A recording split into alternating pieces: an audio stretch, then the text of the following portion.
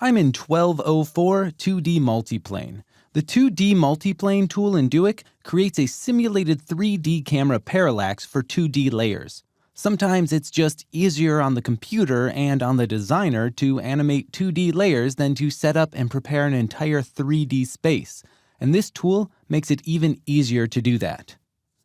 In this composition, I have 4 different layers that I want to give them a 3D look, but I want to keep them 2D. Please notice that none of these have the 3D check marked on them.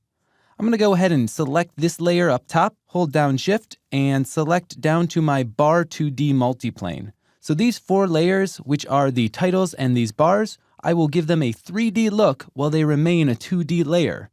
I'll go over and click 2D multiplane, and I want to make sure to type in the number of layers I'm using. I have 4 layers in which I'll be doing. I'll just leave that at 4, then click multiplane. This will create some 0 layers, which are null objects that these other layers are now parented to. I'm going to go ahead and lock off the original layers because I don't want to accidentally mess with them.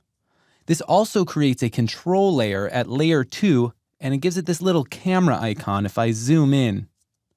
So this camera icon will control all of the layers together. If I look in the effects controls, you'll see that there's a multiplane effect in there now.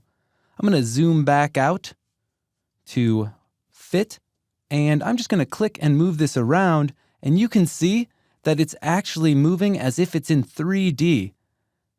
The outlines or the wireframes for our different 0 null objects actually move as if they're spaced out in that 3D Z space. So we can also do things with this multiplane effect up here, such as zoom in and out without actually adjusting the parallax. You can truck in and out, which does affect the parallax. You can pan around without affecting the parallax. And you can also tilt or kind of rotate it back and forth. I'm going to zoom back out a little bit, and I'm just going to move this around and play with it because I love how it looks. So on the different layers that were created in which the other layers are parented to, you can see that we have these camera influence sliders. So you can make it so the camera influences it more or less based on that Z space.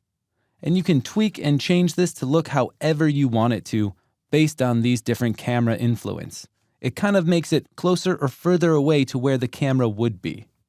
Often, people refer to the 3D in After Effects as 2.5D because it's really 2D layers in 3D space. Well, I guess you can think of 2D multiplane as 2.25D, or just like a fraction less.